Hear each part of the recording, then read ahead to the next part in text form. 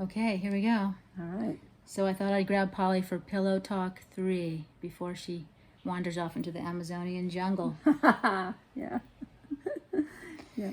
So are you planning on licking any frogs or chewing on any bioactive I'm not. vine? This is not a shamanic journey. This is a lazy on the beach in Brazil journey. Yeah. Well, we're a little despondent over here in Maui. I'll be back. You think? I hope so. Yeah, for sure. Okay, so I have questions. All right. Let me think of what they are. Well, you have a very optimistic view on all this shit show and where we're heading. Right. Right? And that's always such a great thing to talk about. Yeah. How do you know we're heading there? What do you think it might look like? Well, it's hard. What it might look like is not the most important thing.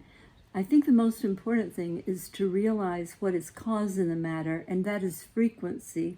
And all of this that looks like collapse and the great undoing is actually a shift in frequency. So we look forward to clarity from a higher frequency of not being caught in the polarity of right and wrong and good and bad. So it's a major shift. It has to show up in the apparent external reality, but it can change very quickly, just as you know, the ones of us who do consciousness work, and we make a small shift and our idea of ourselves and our entire world changes. Yeah. So you're saying there's an inner shift that shows out in the quote unquote shows up in the apparent external. Exactly. Okay. Good. Yeah, and that inner shift is happening in the collective now, because everybody's, you know, it's gotten to be so extreme, and now there's a collective experience of this extreme experience of the COVID and the lockdown and all of that, and the move towards more control. And so spirits are lightening into what it means to be at a higher frequency, right? On your own side. Really? That's the gift of what we're, I mean, I could relate to that, exploring. I think so, yeah. I find it's happening. I know that there's the other side of it. Interestingly, what we're actually shifting out of is the polarity. So even as we're shifting out of it, it becomes very prevalent. It becomes very in high relief, because everything that's leaving is always in your face, kind of, right? So when you say high relief, tell me a little bit more. Well, that's in such extreme terms, like extreme expression or happenings, right, like the COVID lockdown. Right. There's high levels of fear. There's high levels of chaos. Exactly. There's high levels of comical theatrics. Exactly. That's right. And maybe high levels of ascension on some place. That's right. Right. It's because it's really it's like an energy shift. It can be maybe an example would be like it becomes like the difference between oil and water. You know, there's just no resonance, and so a new reality arises.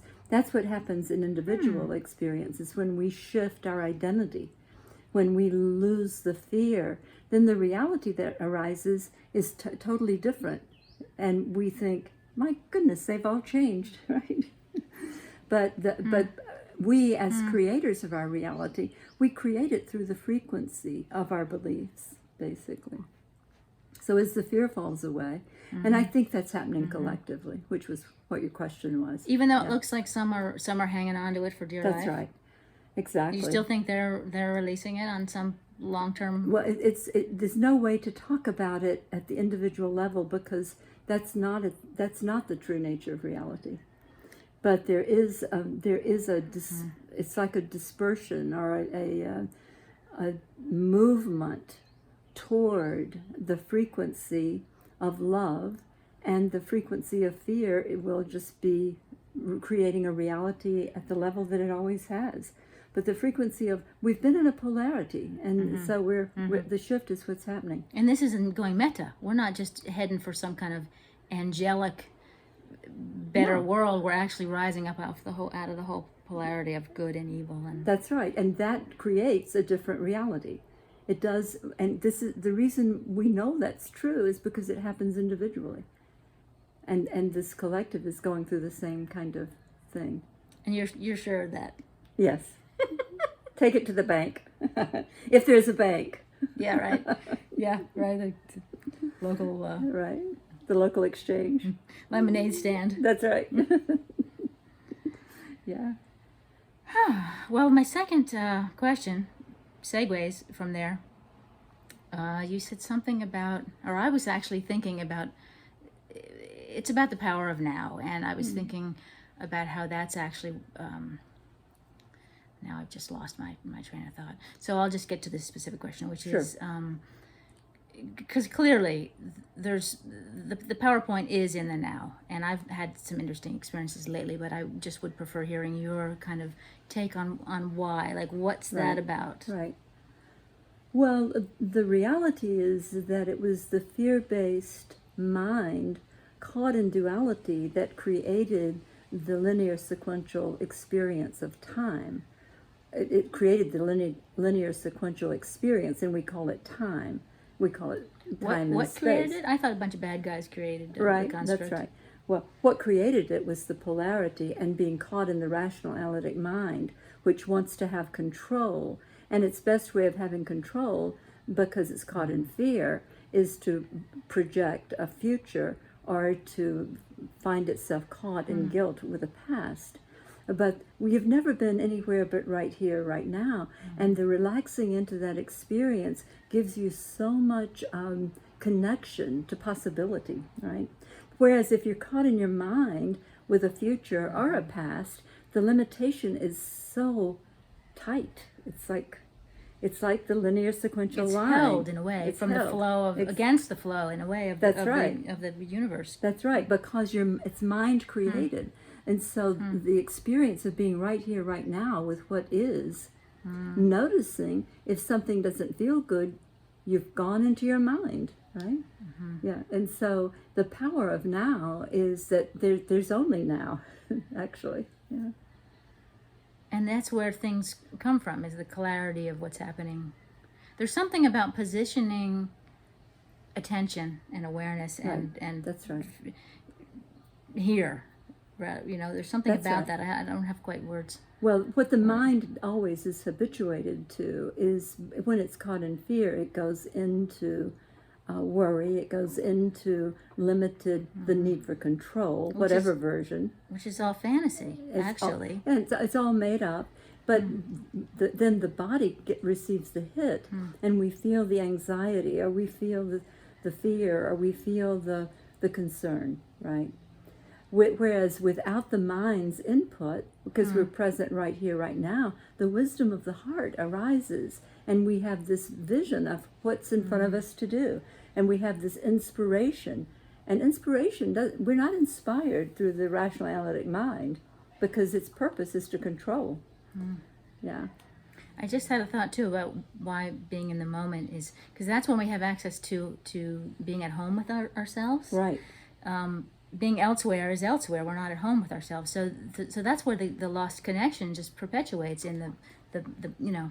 So I think the healing, if there is something to be said about healing, or at least just coming back to one's full power, but is, you know, like my inner child, if you know, if you want to talk about that, or just whatever's right here right now is otherwise lost, is otherwise abandoned, basically, to the thought about Right. the future. So I think that's sort of that element of where healing comes in. Right, and in any moment when you're not caught up in your mind, the experiences of your true nature, which is awareness, and which is what we would call the heart. So, you know, if there's a way to talk about where we've been caught, it's as if the fall was we fell out of our heart and into our mind, right? Yeah. And we were caught up in the rational analytic and the belief for the need for control because of fear. So you're right, there's no sense of being home with oneself except right now, right here. Yeah. Yeah. Nice. Yeah. And what do you think the mechanics of, because I feel like the more presence that I practice, the more I'm able to stay home, stay here, I am. It's almost as if stories are shedding, you know, Right. like one's stories, one's beliefs, one's mind addictive cycles. Yeah. It actually seems to shed, Right, right, right. which is great. Yeah. So are there mechanics you can talk about as to why that? Yeah, Does because they're not being fed by the mind, which is where they were created, right? And so if you're present in this moment with what is, this is just what's happening, and I am here now, then all those have no place to land in a way. You would have to conjure them up again, right? Because right here, right now, they don't exist. Yeah. And it's just a construct anyway. It's It's just a that's right. Like those thought. We used to use the word thought form. Right. And Yep. those aren't alive anyway. It's No. just a matter of us keeping them No, animated or not. they're like it's like the slideshow. You slide it in, but if unless you're doing that, this is it right here, right now, and that the sense of the vastness of that and the presence and the ease, is available. Yeah, Nice. good pillow talk. 10 minutes, 55 seconds. Does that seem like a good? Yeah, Any closing? She's leaving us. I'm the headed for jungles. Brazil, the beach, the girl from Ipanema. All right. Well, you said you were coming back on video. We have a. That's right. It's a proof. testimony. Yeah. Okay. Thanks. Bon voyage.